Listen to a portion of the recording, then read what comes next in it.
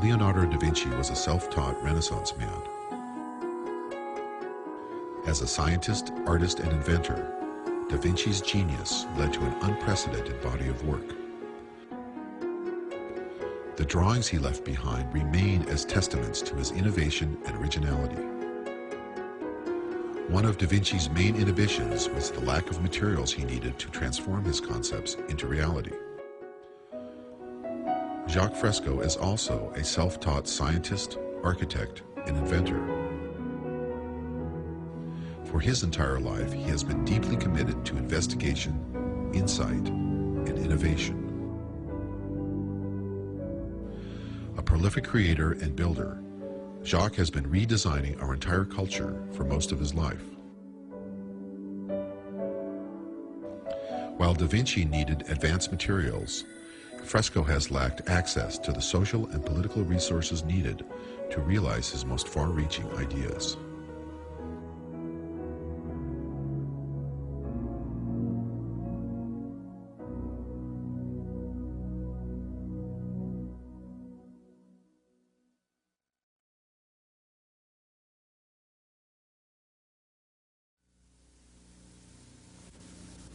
My guest is an extraordinary Miamian, Dr. Jacques Fresco. I could go through all the things that Dr. Fresco has done. He's a social engineer, industrial engineer, designer, inventor, consultant, was a consultant for Rotorcraft Helicopter, director of Scientific Research Laboratories, Los Angeles, designed and copyrighted various items, ranging from drafting instruments to X-ray units. Has had works published in the Architectural Record, Popular Mechanics, Saturday Review, and has been a technical and psychological consultant to the motion picture industry, member of the Air Force Design Development Unit at Wright Field, developed the electrostatic anti-icing systems, designed prefabricated aluminum houses. What does it say in your driver's license? What is the occupation? Industrial designer. Jacques, you... Social engineer. Does it bug you that people, when they talk about Jacques Fresco in Miami, say that he's someone who's too far ahead of his time? His thinking is... We're not ready for advanced kind of thinking, of that type. Does it bug you? I imagine every creative person in every field encounters that sort of problem. No, it doesn't. I can't afford it. There's too many things that are important.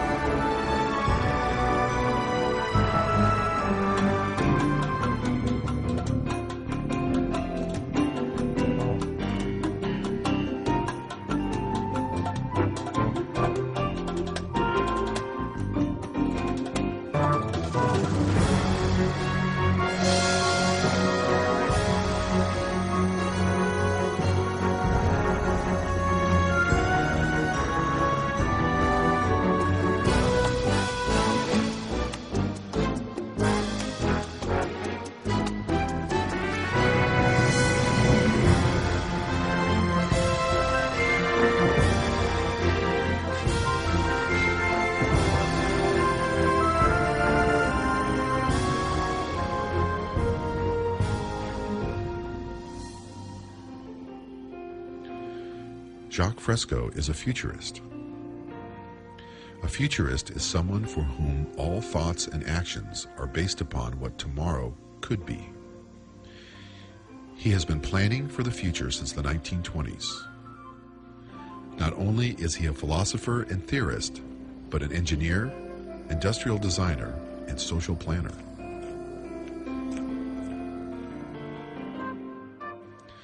As a multidisciplinarian, he has studied everything from theology to behaviorism, and from biology to the material sciences.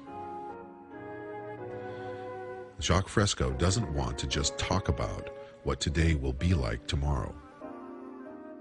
He has a plan to build an entire new world from the ground up.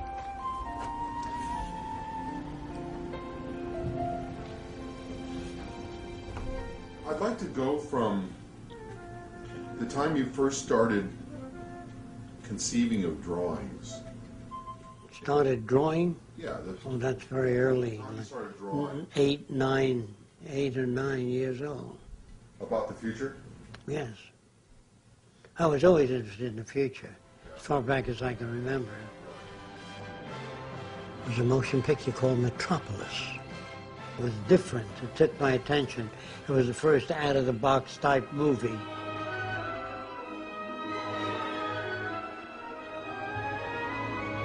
It depicted the future as a regimented system, which was totally unacceptable. But the architecture was interesting and the robotics in that film were interesting.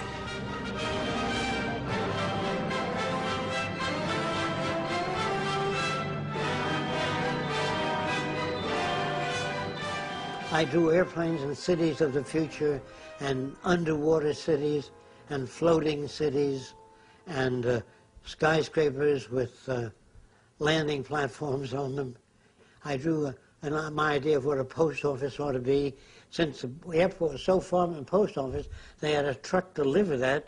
I figured, here's the long post office, but why couldn't we land on top, pick up the mail directly, and fly onward? So I would draw landing platforms on the rooftops of buildings, slightly angular, so the airplane didn't have trouble landing, because it couldn't be as long, but it would be slowed up by the incline.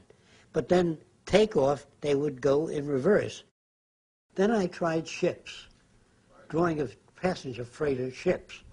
Then aircraft carriers, and I showed it to my principal. So he said, well, I'm going to give you a letter, and during the summer, if you can manage to get to the Bureau of Standards, I know a Dr. Dickinson, who's the chief of the Heat and Power Division. And so I went to the Bureau of Standards. Dr. Dickinson looked at my drawings, and he said, have you ever heard of Bucky Fuller?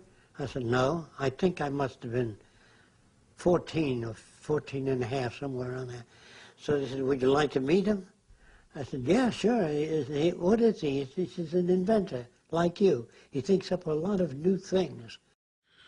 Buckminster Fuller was one of the 20th century's most renowned futurists. Known primarily as the inventor of the geodesic dome, Fuller was a proponent of using technology with a humanistic approach.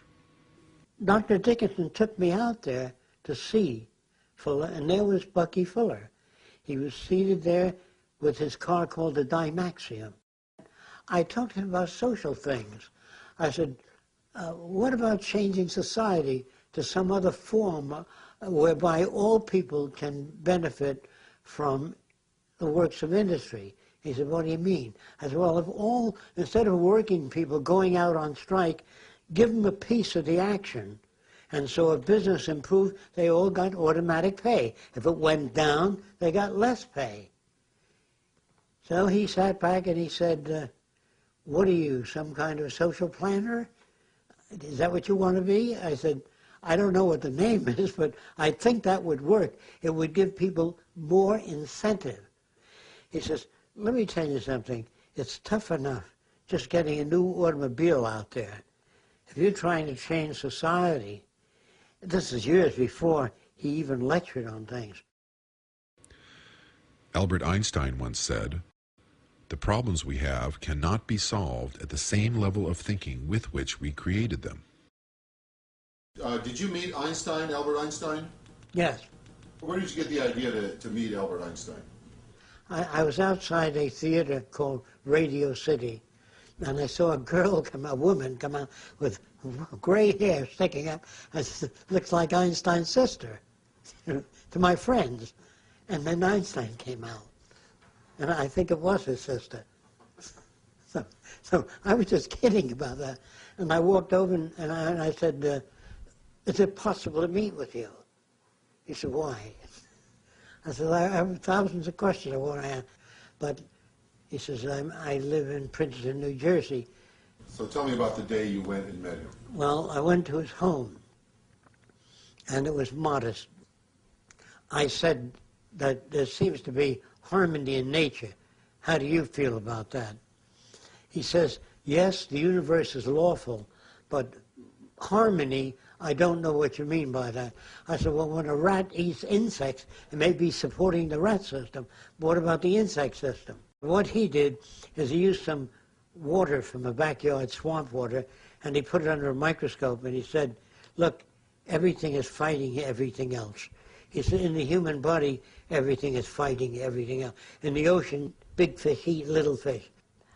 I didn't really have enough time to sit there with Einstein and go through all kinds of things, because he didn't seem to be in that area. He did, are you interested in mathematics? Mathematics. You're interested. What Boolean geometry means to you? You know, I didn't want to get off into that, because to me that would be a sidetrack. Mathematics is a tool, just like sociology and anthropology. These are all instruments that go into making up the future.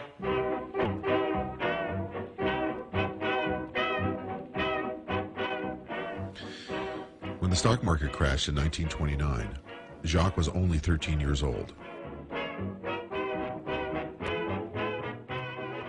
Coming of age during the Great Depression prompted many questions for the curious and inquisitive young man. Living in New York City, he found the squalor and suffering around him difficult to understand. The confusion, contradictions, and struggles he saw left a significant impact on his character. Things were so bad, and I had no way of looking at it. And I thought the rules of the game were somehow screwed up. I went to many different meetings, communist meetings, socialist meetings, fascist meetings, Mankind United, technocracy, to see what the world was teaching, including Eastern philosophy. And I wanted to know what people thought, what they wanted, why they gelled on one system. And that each time a society arrived at a system, they tend to keep that system. They didn't even try to go beyond that. But in technology, whenever we made anything, we try to surpass it. The history of civilization for me then was the history of change, social change, human arrangements, homes, boats, planes, trains, all of them were in a process of social evolution, including our language, our outlook, our values, our behavior. As the Depression wore on, Jacques left New York and started hitchhiking around the country. In his travels, he met many interesting and different people, most of whom were, like himself, searching for a way of life that was fair and equitable. Eventually, he ended up traveling to the warm waters and primitive islands of Tahiti. I wanted to go to the South Seas because I like the idea of the natives sharing things. I've read about that. Now the chief, if he had 6 wives and you were strange, he'd say, here's my best wife. Maybe she will please you. They felt their wives gave them so much joy, perhaps they'd give a visitor some joy. You know, their thinking about it was different, and that upset, it caused me to ponder, hey, gee, that's not the way I saw things. Was that the way I saw things? Was that the way I was indoctrinated? That's when I began to ask those questions. So how do you know that anything you like makes sense, Jacques? What about your own values? Think about them. Maybe they are senseless. Concerned that Tahiti would be invaded, Jacques returned to the U.S. and joined the Army Air Corps. When the war was over, thousands of factories stood idle, their manufacturing capacity no longer needed for wartime production. Capitalizing on the tremendous capacity available for aluminum fabrication, Jacques designed and built a house made entirely from aluminum extrusions. The result was an innovative and extremely efficient use of time and materials. The windows, for example, were put in and then extrusion snapped in and sit with a seal. And so it was very rapid. It took something like 12 minutes to put all the windows in. 8 hours to put up the building. 1948, it was unveiled at Warner Brothers, and there were lines all around the studio. Thousands of people come to see it, and airplanes smoke written in through the sky, visit the Trend home at Warner Brothers Studios. It was publicized in newspapers. I think the Architectural Record as one of the first mass-produced type homes. Jacques appreciated the challenges of innovative problem solving. As he honed his skills, he became a competent inventor. He always had a research lab and was constantly inventing new products. While much of his time was spent pursuing his own interests, he was also hired by entrepreneurs to design and fabricate specific inventions, working in a very broad array of technologies. He invented everything from medical and dental devices to 3D motion picture projection systems. A guy named Jack Morse was a film producer at the time. I met him at Warner Brothers Studios. He came to see the Trend home, and he was awed by everything fitting together so sensibly. And he said, how do you guys think of these things, you know? So I began to describe how I thought about things. Then he found me interesting, and he said, hey, come on out to the house. And he had a big estate, you know. And he said, do you think you can make a movie projector that projects 3D images without glasses? So I said, yes. He said, how do you know you can do it? You've never done it. I said, that's right. But if it's a physical phenomenon, I think I can work it out. How are you going to do it? I said, I don't know yet. And what I did is I had many different applications, which I'd rather not describe in detail, but I got 3D imaging different ways. And the simplest way was projecting the right and left eye image from behind the screen at the right eye and left eye. Now then, if you moved off to the side, you lost your image. And so Jack wanted Technicolor to go the rest of the way. So he got them to come out and look at it. And they said, how do you do that? It's very interesting. I said, we're not at liberty to disclose that unless you're back to the next stage. So they said, well, how do you maintain visual isolation? I said, I still can't discuss that with you. So they looked at it. It was super clear, no lines. They said, well, that's the best I've seen up to now, but it fades to 30 degrees. I said, yes, it does. And at a distance, it fades, too, as you move back. So they said, well, can you do anything about that? I said, yes. That's why you're here, to take it to the next stage. So they said, look, Jack, you get rid of the fade, and you get rid of the distance problem, then call us. So that died, like the Trend home died. Then I read in the books on invention how Alexander Graham Bell had to make the telephone before they backed it. The Xerox machine had to be made completely. Edison had to make the electric lamp. Nobody backed him on the way up until after he was known. What are these for? What were these all about? These are... Oh, gee. These are various... Well, these are surgical instruments, Yes, aren't they? various types. Those are only some of them. You know what a retractor is? No. It holds the skin open while you're operating. These are various types of retractors. The purpose of that was to rotate the bone so it's in line before you put the prosthesis in. It rotates the femur, the upper region of the femur. Those are tweezers with holes in them. If you look at the holes on the front of the tweezer, to put the sutures through to guide you through the muscle. So you put it over the muscle, and the holes are right through the middle of the muscle. You didn't have to eyeball it. So these are things that you designed Long time ago. under contract. Oh, yeah. Contracted to design these things. I did thousands of different things.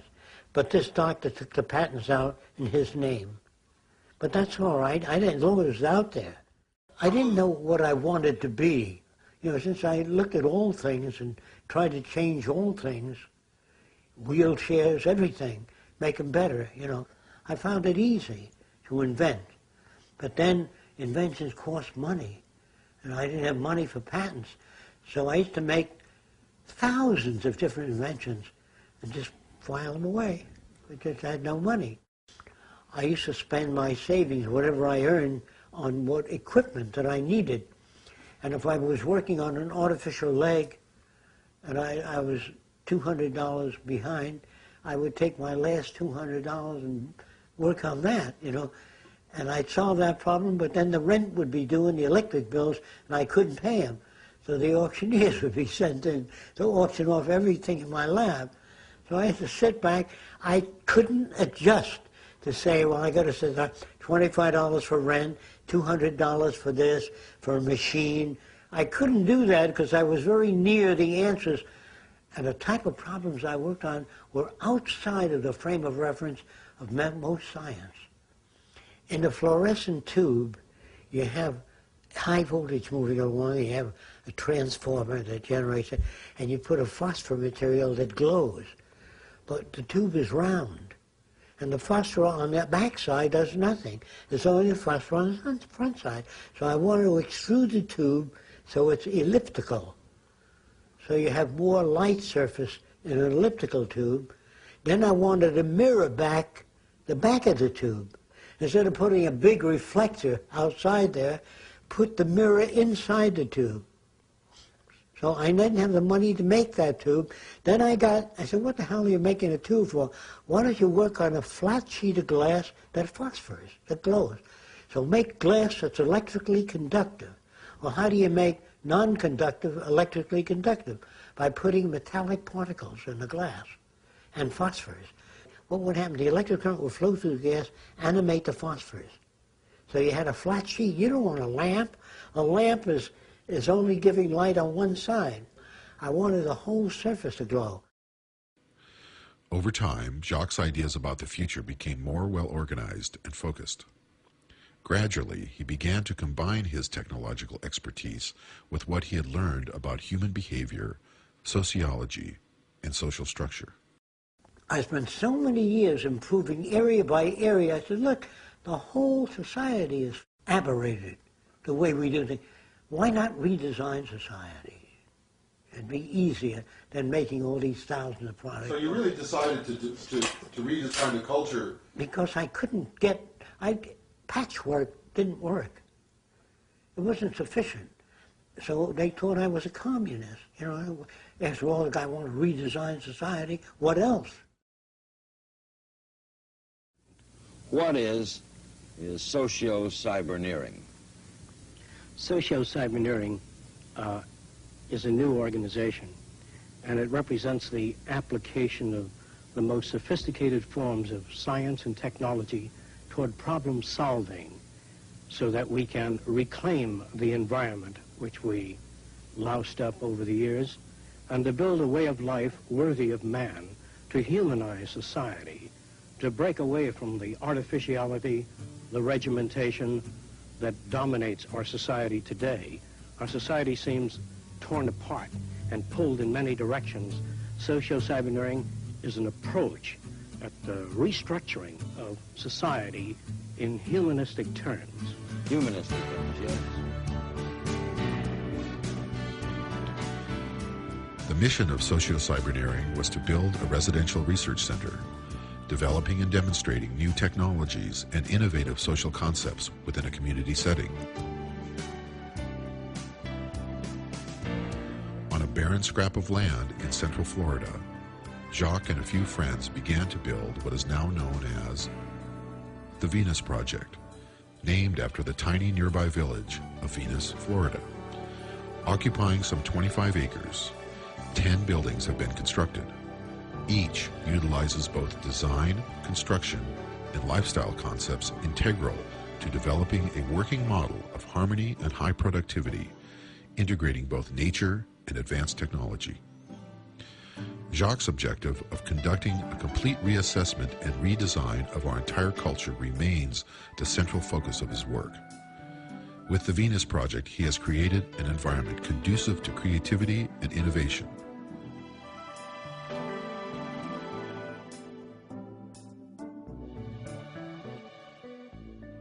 When people come here, they're amazed to hear that this was just a flat tomato patch. We've dug out streams and ponds and planted hundreds of palm trees and trees.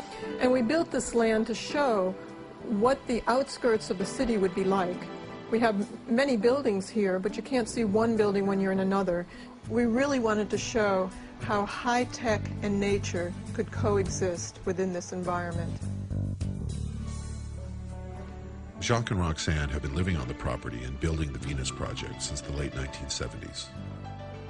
The entire time has been a constant process of developing and implementing new ideas. Jacques begins with a drawing, then produces a scale model, and then videotapes his models in order to demonstrate his concepts for the future.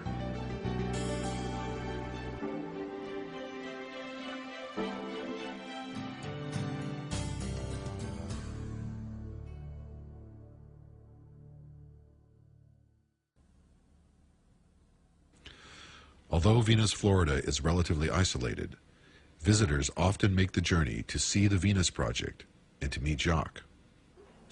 Joan? I'm Margaret. Hi, Margaret. I'm not going to remember your names, but I'm John. Hi, how are you?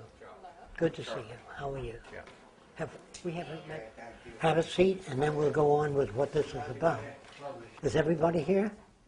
So, there was a time when most people believed that the decisions of the majority was very close to reality. But there was also a time when the majority of people believed the earth was flat. And if you ask me whether they were sincere, they said, of course, you can see it's flat. So they break a sincerity meter. But it isn't sincerity that the world needs. It needs the intelligent management of the earth's resources. This is what we don't have. The major contribution the Future by Design would like to provide is a method of coping with problems. Now, you're brought up to believe, I believe this, that everyone should have a right to their own opinion. Is that the way you were brought up? Yes, sir. Okay. When you got everybody going around giving their opinion, I'll tell you what's wrong with Jim. See, they've got all kinds of opinions. But when engineers talk to each other, they don't say, believe me. They say, see this new metal? It can hold up 4,000 pounds per square inch. He puts it in a machine and pulls it apart. He says, you're right. So I would say the majority of the people of the world today are unsane, not insane. Unsane meaning having been exposed to methods of evaluation that are long rendered obsolete. Our language in the future will change to a saner language where we have no argument in it. They say, well, can there be such a language? There is. When engineers talk to each other, it's not subject to interpretation. They use math, they use descriptive systems. If I interpreted what another engineer said in the way I think he meant it, you couldn't build bridges, you couldn't build dams, you couldn't build power transmission lines. The language has to have meaning. That's why when a doctor writes a prescription, if he prints it, it's the same all over the world. So the world I'm talking about is different. There aren't too many people that have seen everything that he's gone through in the past and come out of it with a certain direction. And the interesting thing is, too, that he's not a philosopher that talks about how the world should be, his point of view. He's a technician that understands how it can be built and has worked with people and understands what it takes to change them and understands what it was that made them that way. So it's really based on hands-on learning and not reading something in a book. He went through the experiences himself and came out with the conclusions he did because it was based on actually learning experience and experiments. When an engineer has an idea, he talks to the computer about his idea. While they're talking about it, the integrated computerized system will take the elements that they're speaking about, convert the language into imagery, and the image will turn and be exposed to all of the people watching that exhibit and presentation. They will question the presentation, but the image system will answer the questions. How the buildings are fabricated, how water is supplied, how it handles earthquakes, or any other question. Instead of people sitting around asking individual questions, the answers are demonstrated inside of what appears to be a transparent dome. So ideas are not just verbal, because when you talk verbally, it does not deliver enough information to people. So a more comprehensive system of communication is three-dimensional imaging, always, showing people what you've got in mind, not what they think you've got in mind. Designed with a holographic computer and built from prefabricated materials, the home of the future will be far more than just a residence.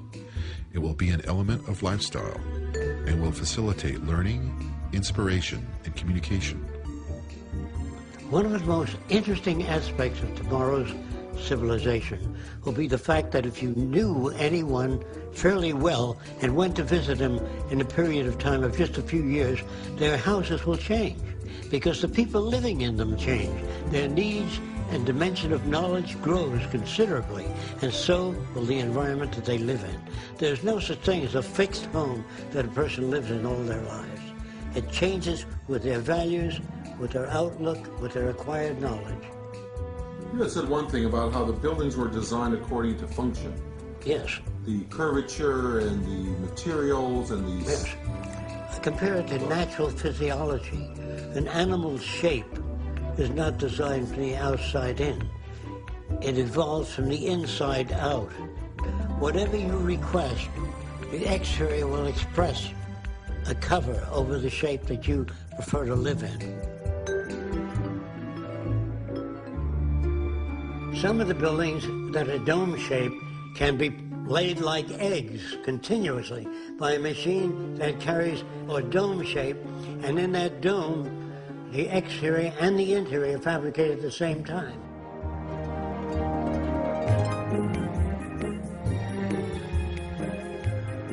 Not everyone will choose to live in a dome.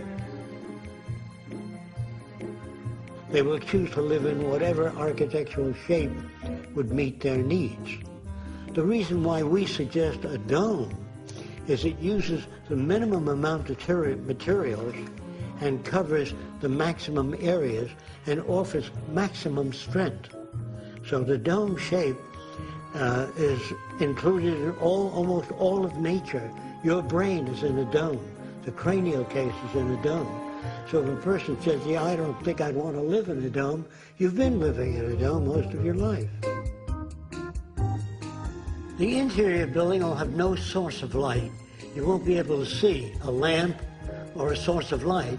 All the walls would have even illumination. You can also specify the color of the illumination, either the entire inner surface or local areas of different color, if this is your request. This would be the simplest type of bathroom: shower, sink, toilet bowl molded into one system. Actually, there's no hardware on here, but there's a slot, and the water comes out as a ribbon, and that'll cut the soap off the hand and use about 1/6 the amount of water.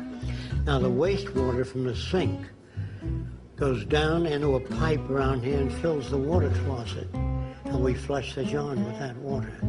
So instead of telling people to save water, build a system in. This is what it's all about if you wish to conserve water. Now, the bathrooms may vary from that simple style to slightly more complex, but all one piece. There may be as many as 50 variations on a bathroom. You pick what you want, and then it's installed. When you leave the building, the entire building is clean. We also have a slight increase in air pressure in the building, so no dust comes in your house from the outside. If there's any contaminants in the air, it increases the electrostatic charge, which removes contaminants. It would be a smart house, because the house has its own nervous system. This is what I'm saying. In the future, houses will have many sensory devices to detect fire, toxic materials, anything that may threaten the life of a human being. Now, if you walked into the house of the future, you might say, can I use your phone? what's a phone? You just say, I'd like to talk to Sam in Arabia. What part of Arabia? You just announce what you want, and the sound will be focused. At some point, it's getting right at your ear, so you can hear Sam in Arabia.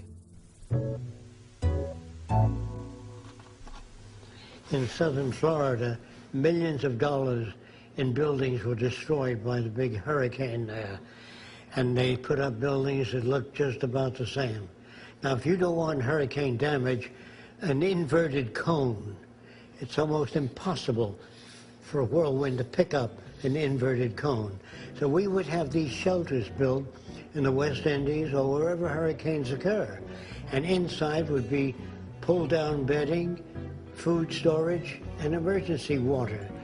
So this is the kind of form that no vortex or wind can pick up. Try to pick this up with greasy fingers. And that's similar to the wind whirling around it.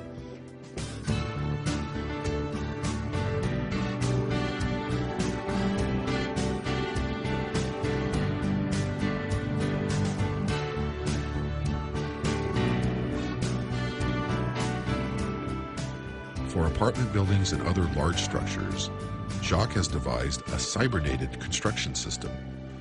Computer-controlled robots will handle 90% of the movement and placement of prefabricated components. Special advanced materials are to be developed, eliminating waste and minimizing the need for manual labor. Guided by satellite and using a sophisticated form of artificial intelligence, the buildings will construct themselves, a technique Jacques has named self-erecting structures.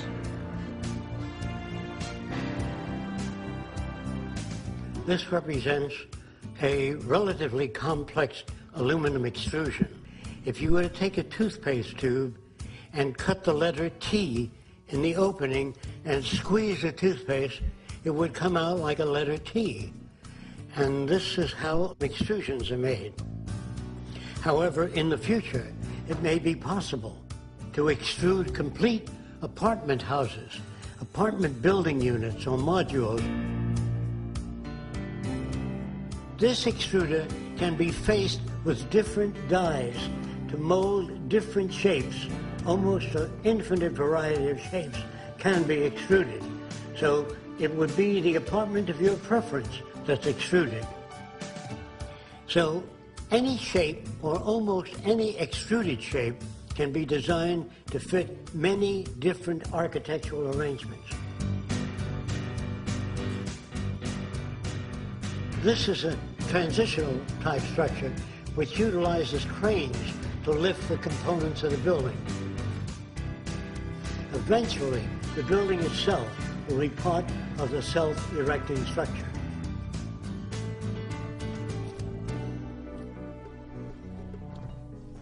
Don't forget, all the models that I do are only transitional. They don't represent the best that man can turn out, because no one knows what the future will bring. There are just so many variables that can alter things.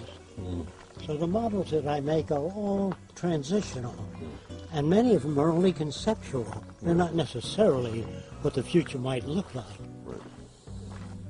They're only, well, let's say they're extrapolations of taking the present and extrapolating forward.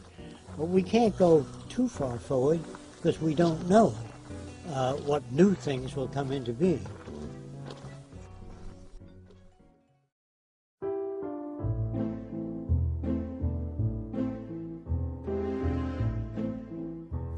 Now this looks like a train station.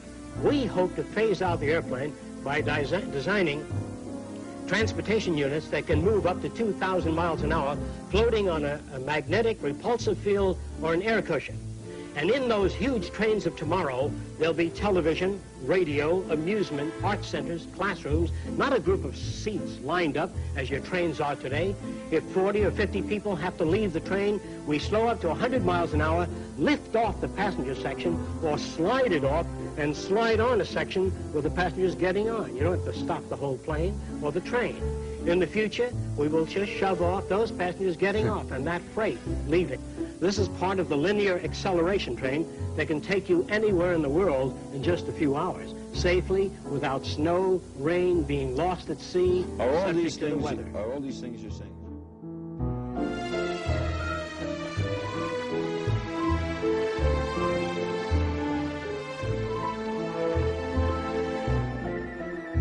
A monorail is one of the methods of transportation.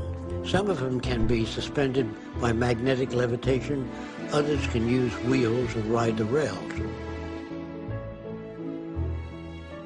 This is an aerial perspective of a monorail station with entrance and exits on the side of the highway. This is actually a true monorail because it is one rail system that supports two trains. Most monorails aren't really monorail. They consist of two tracks. This is accomplished on one track.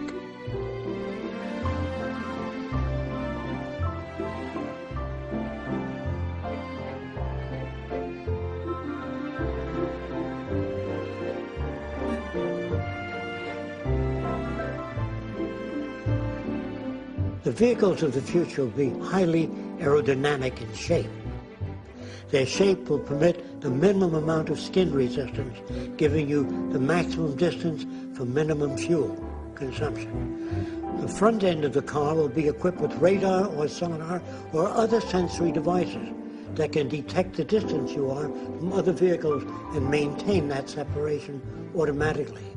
In other words, on a highway or anywhere where two cars might hit each other, the electronic sensors would sense the distance automatically and keep the cars from sideswiping or making contact at all. Now, even if they did and impinge a slight dent in the car will be made up of the memory materials, shape memory alloys that go back to their original shape, even when dented. I'm going to take this metal called nitinol. This wire or spring is wound around a mandrel and heated to a specific temperature and held until it cools. Then when you pull it out beyond its elastic limit, so it's not about to return to the spring shape, and then deform it in many different ways. Then if it's heated, I'll put it on this form so it won't drift away. And I'm going to heat that metal. You can watch it return to its original shape. It's called shape memory alloys. It could be done in plastics, metals, or any other materials in the future. Watch how it returns.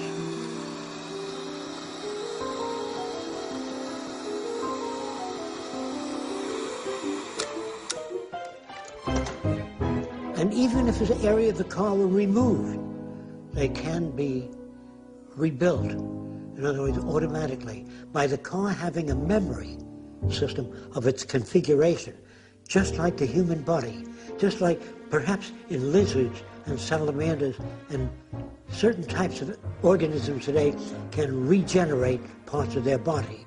The technology of the future will enable our automotive vehicles to repair and regenerate damaged areas.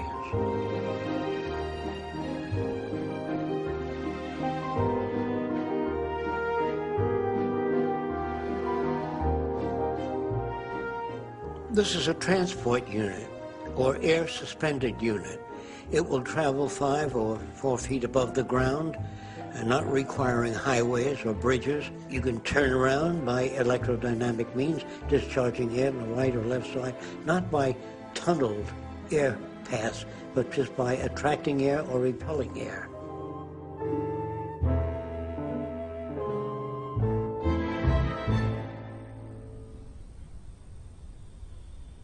I did this about 65 years ago. This is what an automobile will look like in the future. It'll have sensors on it. So if I got mad at you, and when I get within a certain, the brakes go on. If I'm backing up and there's a child crossing, the car stops. No one drowns in a swimming pool because the net comes up when you're not home. Is that clear? If somebody falls in the pool and you're busy cooking, the child sinks the water, it comes up right away. What do you want? What kind of world do you want? Okay. So what you see here is just glimpses of the future. So we'll go around and look the place over so you get a better idea. Now that area over there, across the water, we will build a very large dome, like a center for dialogue, to invite different people out here.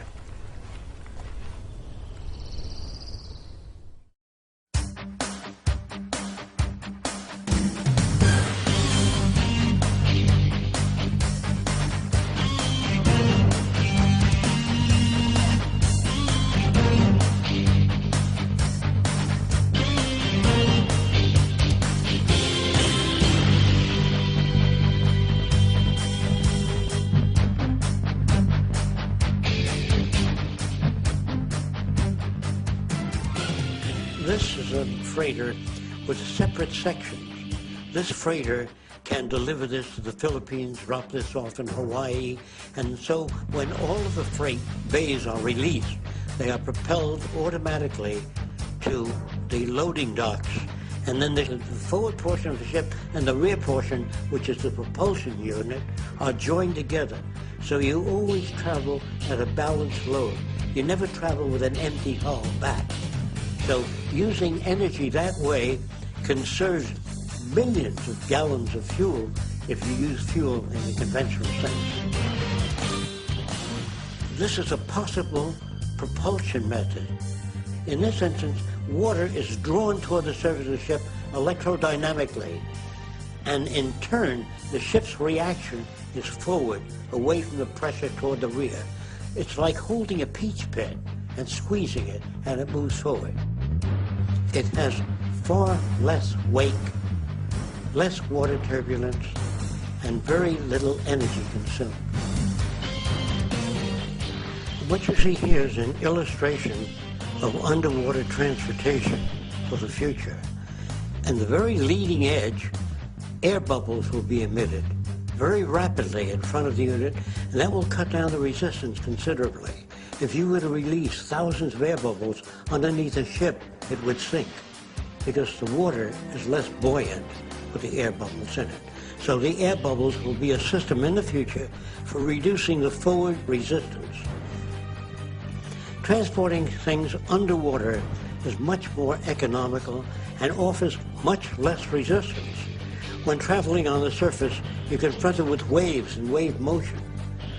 Underwater, you don't have that problem at all.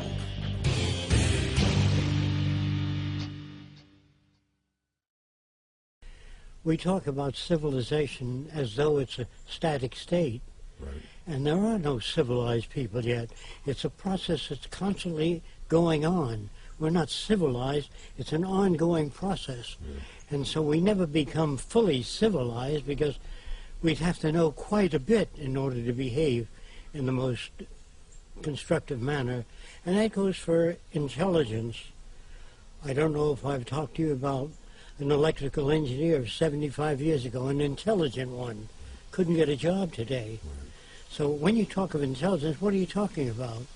It's an ongoing process. It isn't, that's why there's no such thing as an intelligent person. That if people are fairly well informed in area A and B, not informed in area C. And so when you go on with a word like civilization, it sounds like something that was attained. As long as you have war, police, prisons, crime, you're in the early stages of civilization, what they call civilization.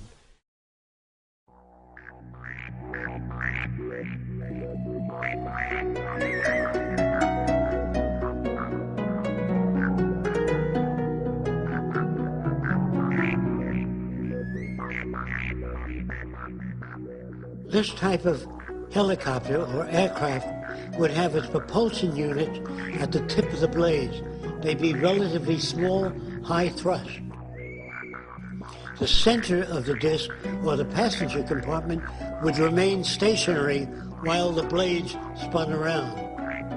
In the event of engine failure, the blades can automatically gyrate and bring the craft down, not only vertically, but can travel forward by tilting.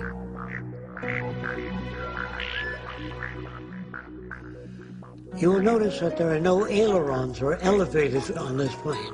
It's operated in a different manner, also by ion propulsion. Electron discharge is much lighter, much cheaper, much safer, much faster, and less energy consuming. In the future, by controlling the airflow over wings and the direction of it, the need for a rudder will be rendered obsolete.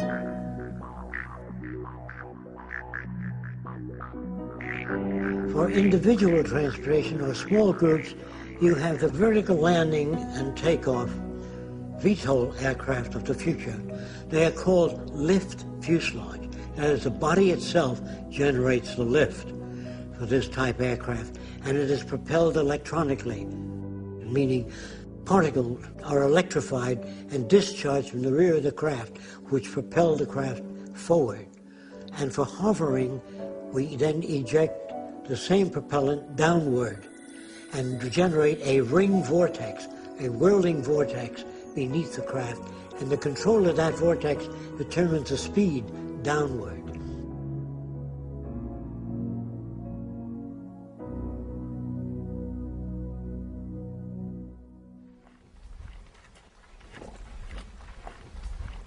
We're going over to the model dome where we have models of future type buildings and how they go together.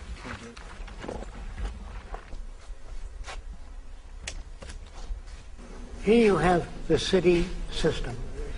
I put domes here, but there'll be very many variations. In other words, yes. What are those? These are research centers. Okay. This is medicine, agronomy, population designing, improvement of products, energy systems. Energy in the future will be geothermal, most of it. You can get that from the earth. There's enough geothermal energy for thousands of years without worrying about anything. And I'm not talking about solar, wind power, or wave power, or tidal power. All that is extra. So there's no shortage of anything except brains in Washington. You can't make money from the sun. What's that? You can't make money from the sun. No, you can't. Exactly that. Now all these buildings can come apart and be recycled.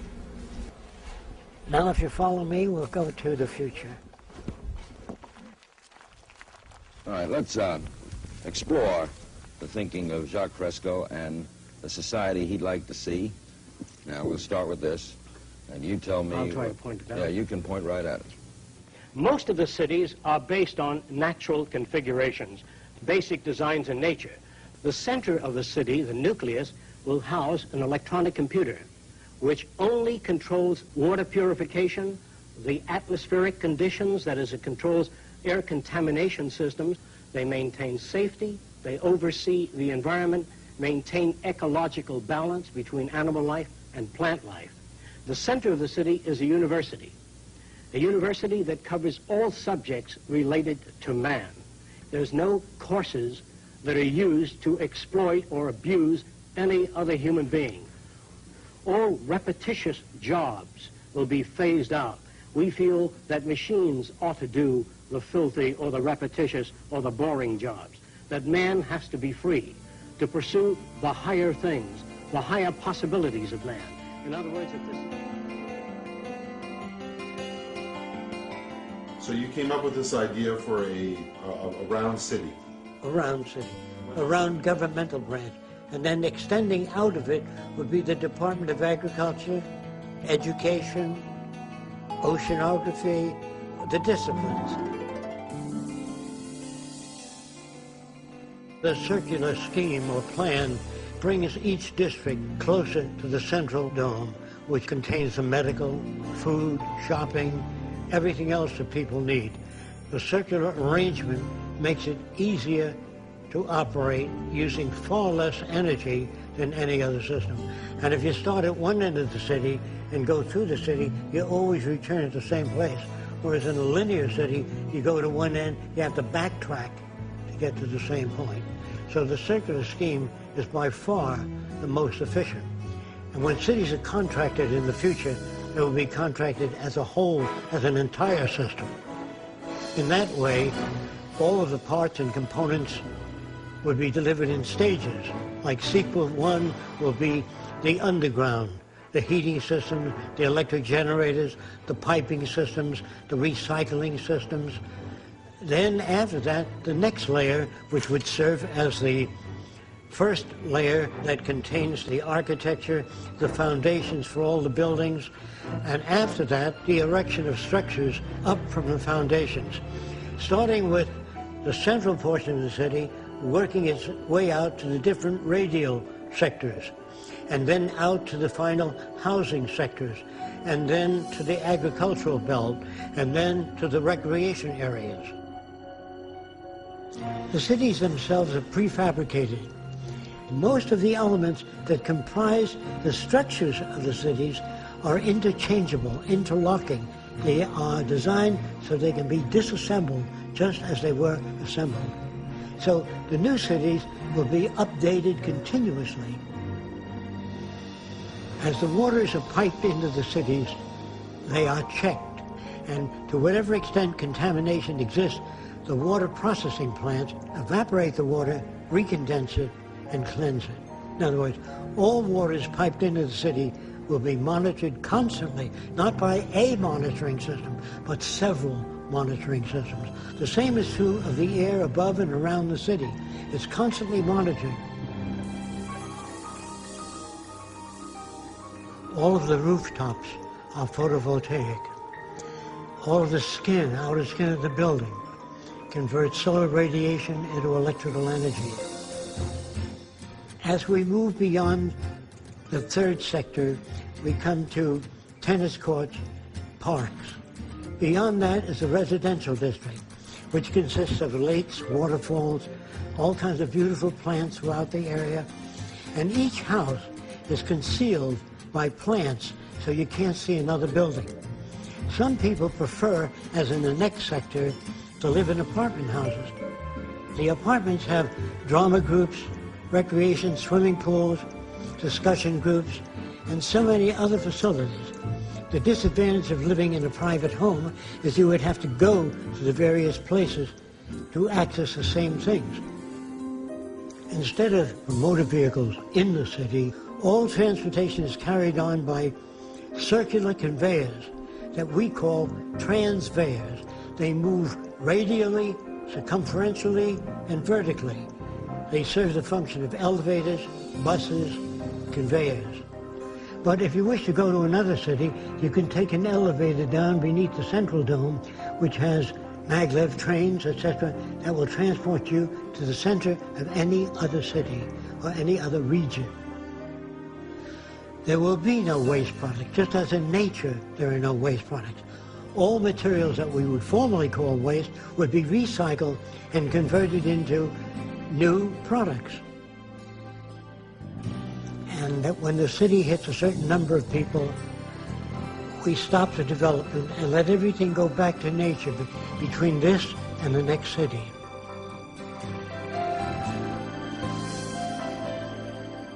It doesn't mean that we can solve all the problems. We can just design and build a far better environment to advance all human beings.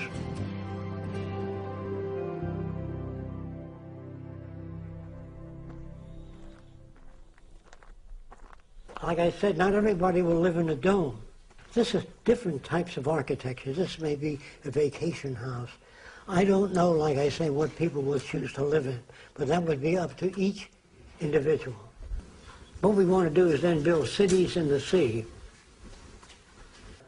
You pick the city you want to live in. Some of these cities are for ocean mining. The oceans have tungsten, manganese, phosphorus, all kinds of chemicals that we may need, and they're made available to all people. And you don't have to worry about being blind in the future. We design cities so you can hear an open door and you can sense a table because you have built-in sensors. And we work on making artificial methods for visual things for everybody, because anybody can lose their eyesight. There's no more nickels and dimes for medical research. This is what the army of the future is all about. Do you get it? Okay. There's usually an alligator sleeping down here. Let me see.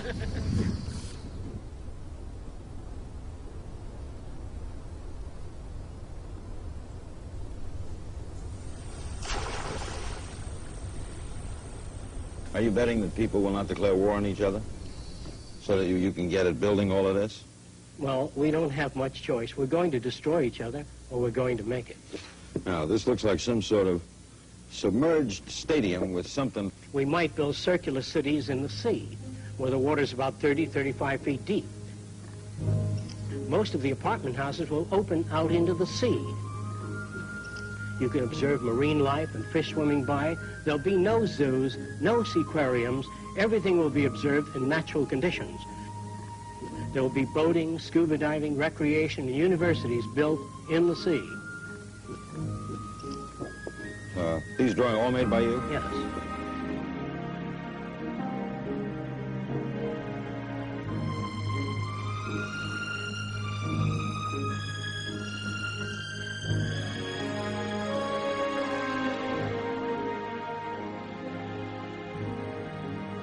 This represents a blueprint of the basic structure of the city in the sea.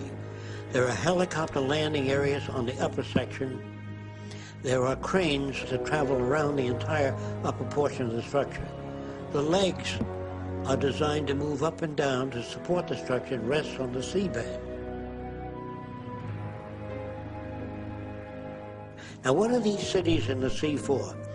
Some of them represent hospitals that can be towed off the coast of Africa or India. Instead of sending building materials out there and building a hospital, then shipping the equipment out there, it's much easier to build a floating hospital, tow it off the coast of Africa, use it, and by the time the new hospitals are assembled there, you can then move this to another region, float it to another region. Most of the cities will be constructed in dry docks by automated systems. After it's complete, the flood locks are open and it fills with water. And there are units that look like tugboats that deliver the cities to their site where they'll be located. Some will house as many as 1 million people, a series of cities in close proximity joined together by transport systems, that is, tunnels either under the water or above the water bridges.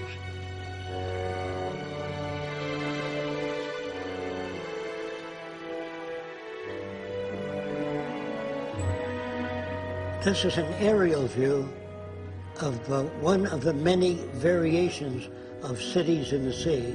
The towers are used for residential occupation. The docks surrounding the cities are used for marine exploration and redevelopment. In other words, to restore the reefs, the damaged reefs.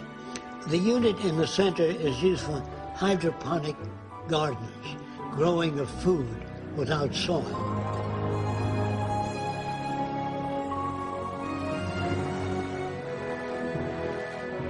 Now, many of the cities in the sea will have docking facilities for marine vehicles, and that'll be like an underwater bus that would take people around to visit the different areas.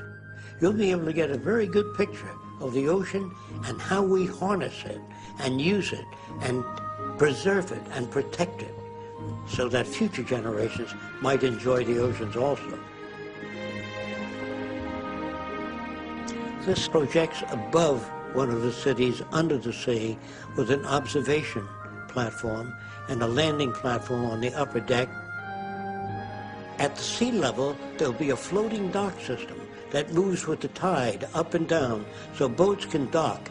Then you enter an elevator shaft which goes to an airlock. It takes you to the bottom of the sea or the seabed. The seabed is used for observation of reefs and marine life. Not only do they monitor the reefs, they restore the reefs and change them, rebuild them, or redesign them. Someday we'll be able to control the shape, configuration of reefs so they can support more marine life. I think humans can add to nature and improve it considerably. What will that mean? It will mean a higher standard of living for all people.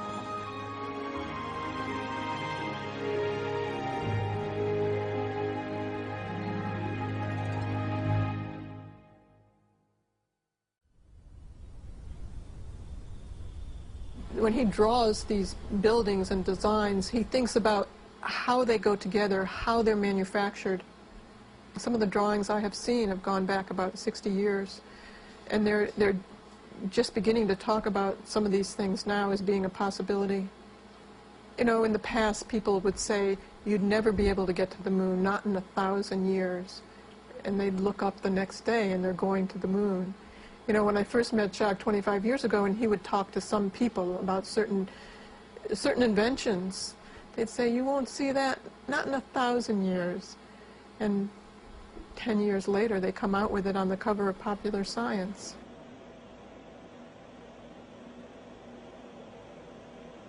The whole basis of the technology is to maintain a high standard of living. Technology is not worth anything unless it improves people's lives. Today, people are afraid of science and technology because it's so abusive today in so many ways. But it's not science and it's not the technology we should be wary of. It's the abuse and the misuse of science. You can take a rocket and you can shoot it into outer space and explore outer space, or you can take it and use it as a bomb and destroy another country. It's really the inanimate object really is in our hands and what we do with it. Science is really the ability to predict the next most probable. That's what the real meaning of science is. Gaining the ability to predict the next most probable. When we talk about science, we're talking about a method of looking at a situation, a method of evaluation that differs from the opinionated system. If you ask me, I'll tell you. The scientific method has no special connection to truth. It really has a better way of looking at things than the earlier systems, which everything was attributed to gods or demons. This is where we get into applying the scientific method to society. Yes. Now, this is not in the book yet. The scientific method applied to society is something people don't think about much. But if you want to know where the answers may lie, it is in the application of the methods of science with human concern and environmental concern. The future by design refers to the application of the methods of science, not scientists, the methods of science to the social system. Naturally, even the methods of science undergo change, and as they change, so would the future. If we use the scientific method throughout the world, the probability of war drops to zero. The probability of human suffering disappears. Deprivation, poverty, crime, all those things tend to disappear because there's no basis for it.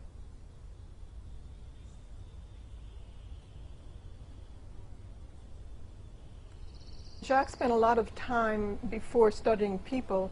He started studying how animals behave and how to change the behavior of animals or predict the behavior of animals.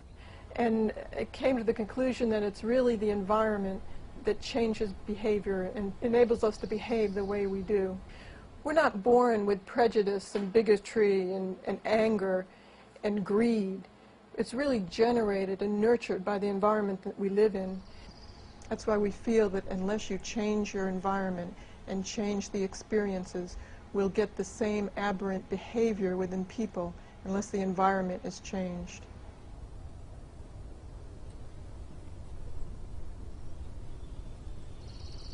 Any culture in the world today tries to educate people so they'll serve a function in that particular culture.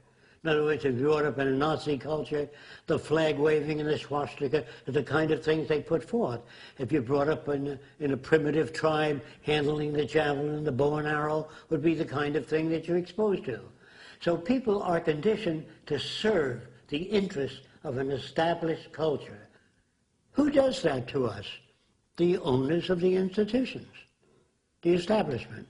So they give us a value system that would support existing structures, whether it be religious, non-religious, industrial, military. When children say, you know, Daddy, what's the greatest country in the world? Of course our country is the greatest country in the world. Which God is the right God, Daddy? Our God. All the other gods are false gods. So picture this, a Roman family taking its kids to see the Christians being fed to the lions. and the kids are watching. Dad, can we come next week to see Christians being fed the lion? Are these kids sick? No, their value system is distorted. So I'm strictly concerned with the environment that people are reared in, raised in. And if that environment is altered, so will behavior be altered. You reorient the environment, that in turn reorients people. But if you reorient people without touching the environment, it'll slip back. So when you try to think about the future, remember this. The process with which you think about things is based upon indoctrination, what you're given by your society. So your range of thought is limited by the dominant values of your society. So learning to be flexible in values takes a long time. And in talking to kids when I was very young, I had to be very patient with them if I were to make any progress. I talked about the concept of God. Your concept of God, my concept of God, and his concept of God, so different. I wonder what God is really like, or if there is a God for that matter. And why would God permit war and disease if he's all-loving? It didn't make sense to me. Too many clashes. So I questioned that. Of course, I felt a little uncomfortable during questioning the concept of God. But then reading about the history and evolution of gods, there were many different gods. The god of war, the god of peace, the god of love, which was more like the people that invented them. They behaved, they got angry, they made sacrifices, they created floods when they didn't like the way things were going. And this did not come through as superior intelligence. Primitive people, going back in time, when they saw lightning, they thought that the deity was angry. Why else would it not occur? When a hurricane swept the land, they got rid of certain people in their tribe as a sacrifice, hoping that the gods would not produce a second hurricane. However, if it did occur again, then they sacrificed some of the younger people. Rarely would the chief sacrifice himself, but he's always got a whole line of people ready to sacrifice. So you have that problem with human beings. Anything that occurs beyond their comprehension, they have to invent an excuse for. They have to create gods and demons to account for things, because people come to the leadership of that community. No matter how primitive the tribe, they say, how come bad wind blow people off island? I said, you not behave good. You not make not enough contribution to volcano. Throw your brother-in-law into volcano. Maybe it doesn't erupt then. So if you throw your brother-in-law into the volcano and it still erupts, you have to throw your sister-in-law in. So you get metaphysics, you get religion, you get superstition, knock wood, or you wear a rabbit's foot. Just remember that the rabbit had 4 of them. Didn't do him any good. So on down the line, superstition prevails wherever ignorance prevails. Myth is a way of saying to the little guy working out there in the field, when he says, what does all this amount to? I never seem to be getting anywhere. When you kick the bucket, everything is there for you. If you don't get it in this life, you'll get it in the next, if you remain good. The amount of superstition that a culture can absorb would be directly proportionate to the amount of information people have. So in the future, with adequate supply of information, more than that which is given today, considerably more, you don't have, knock wood. Today's my lucky day. When your number is up, it's up. All that will disappear in the future. I look at this as everything he's doing is to be as being the utmost in spirituality. Instead of looking for a better world later, after you die, it's really building the type of things that all religious teachings talk about here on earth. We don't have to wait till we die for that. We can confront our problems today and not wait for the Messiah to come with the white robe and change things, or not wait till we all go to heaven at a certain time, or those believers that go to heaven at a certain time. We can deal with the problems today. For instance, in religion, they put things on the will of God. If there's an accident, it's the will of God, and it stops you from thinking. It stops you from being innovative. It stops you from thinking about, well, how do we redesign the transportation system so we don't have those problems anymore? So he's worked with priests and he's worked with religious people and kind of expand their horizons a bit so they can be more creative. They look at the environment that shapes people's behavior, and they don't call them good or bad anymore. They think about shaping the environment to get more constructive behavior. If you were to ask me to redesign the world and the way people live, first thing I would have to do is conduct a survey, find out what we have, how much water do we have, how much people, how much arable land area. After I know that, then I can base the parameters of design on what we have. What you really need is an understanding of the Earth's resources by agronomists, geologists, geophysicists, people who study the Earth. They don't give you their opinion. They say there's more life in the Antarctic. That's not an opinion, that's a finding. So in the future, no more opinions. Do you have information in this area? No, I don't. Good. Here's where you might get it, or here's how you might go about finding out. You know. So I'm saying all people need clean air, clean water, arable land, and a good relationship, a language. So I'm not superimposing Fresco's concepts. I'm using the Earth as the measure. In other words, we have to live in accordance with the carrying capacity of the Earth. Does that make sense? Yes, sir, it does. I keep wondering about how drastic a social change this is and how totally different our world would be. And yeah, how do you get people to accept it? Yeah. Okay, here's how we do it. Eventually, all decision-making will be transferred to machines. First, people say, well, I don't know that I'd like machines making decisions. First of all, that's what a scale does. When you go to a butcher shop, the butcher says the chicken weighs 6 pounds. Since you're buying it, you say, that doesn't look like 6 pounds to me. So you grab it and say, I think it weighs about 4, because you're tense, so it seems to weigh less. Then the scale came in, and we assigned decision-making to the scale. Is that right? Yes, sir. So do pilots. When they fly, I think I'm 1.5 miles high. They look at an instrument, and it tells them they're 4,203 feet off the ground. So that is decision made by a machine, because the decision-making by machine is far more accurate. Now, the question normal people ask is, yes, but can a machine be smarter than the designer? Well, I know a little guy that designed a machine to pick up a freight train and empty it. Now, he can't do that. Machines are always faster than the designer. You ever see a Coke bottle machine move on the line? The designer, he can't move those bottles. So what is happening in our society? We are automating more and more decision-making and assigning it to machines. Picture a Department of Agriculture as a setup of computers with electrical wiring into the soil, like that.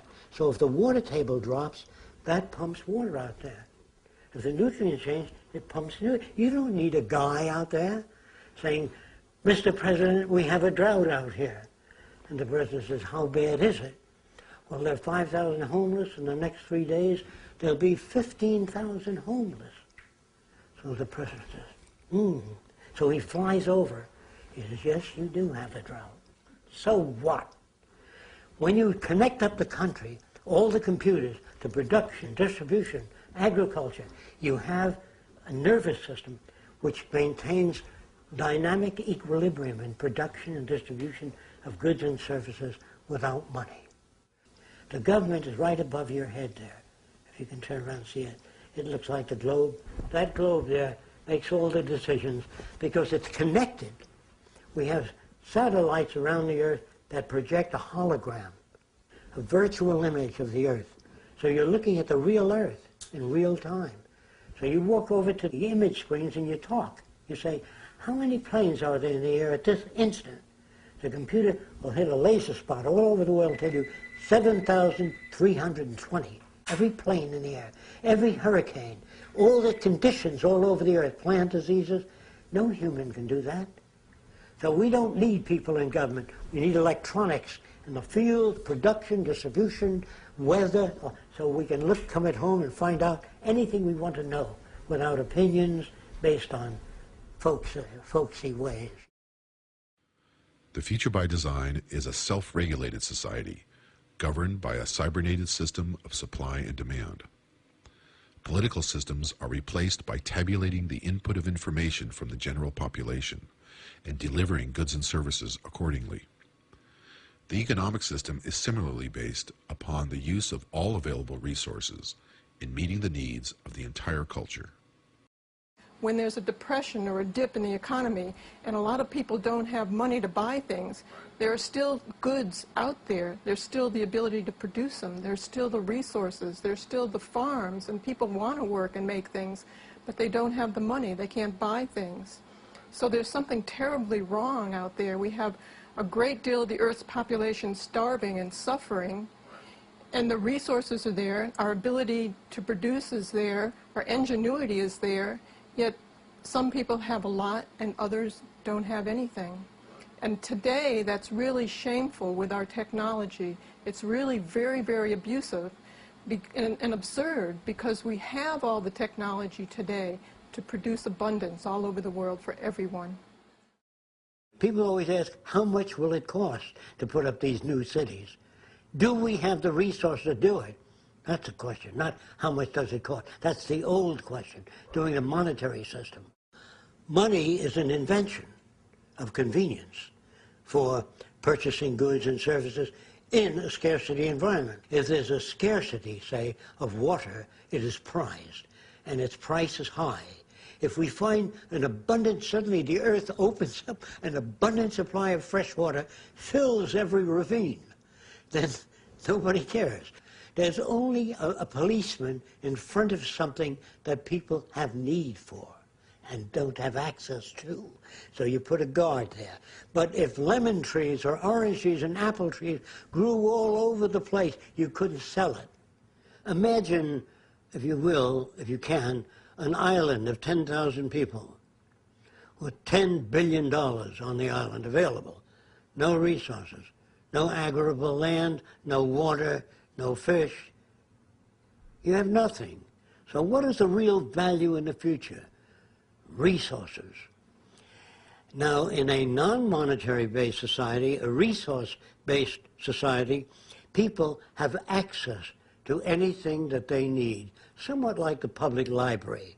They can go down and access a camera or a bicycle or a wristwatch. Anything that they need is available without a price tag. That would mean we must achieve a level of production that's so high that scarcity no longer exists. Many people wonder what would drive people if they have access to all their needs. What would happen to incentive? What will motivate people? Or something gain. What's the gain? Although the gain is that materials are available, what will motivate them on to do better than what they have? Need. We will always lack. And the fact that we will always lack, meaning that we cannot achieve perfection, we cannot achieve truly dynamic equilibrium, we will always be in some form of disequilibrium. With the elimination of scarcity, the essential incentives change toward problem solving in general. When nations or groups of people do not have access to resources, their behavior is difficult to manage. It becomes aberrant, they lose their mental equilibrium, they cannot arrive at appropriate conclusions. Once people are free mentally of debt, obligation, servitude, then they can seek new horizons that they've never even dreamt possible before.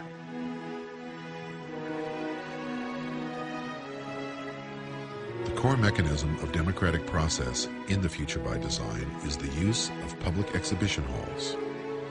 With the exhibition hall, everyone has the opportunity to participate in establishing the priorities with which the society is covered.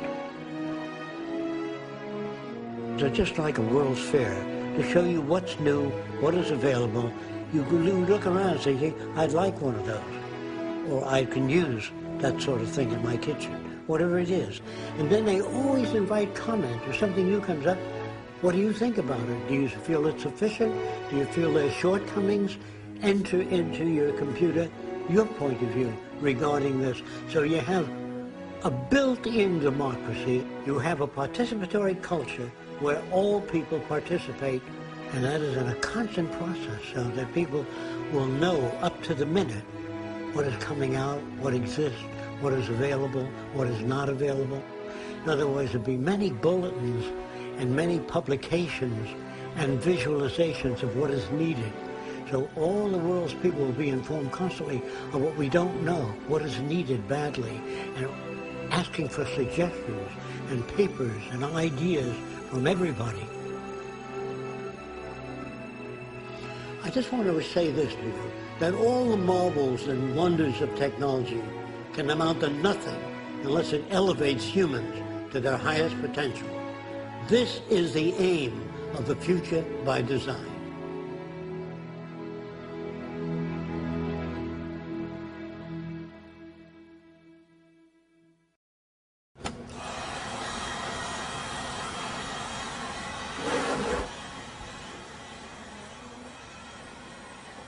Jacques continues to invent every day, to invent, to write, to work.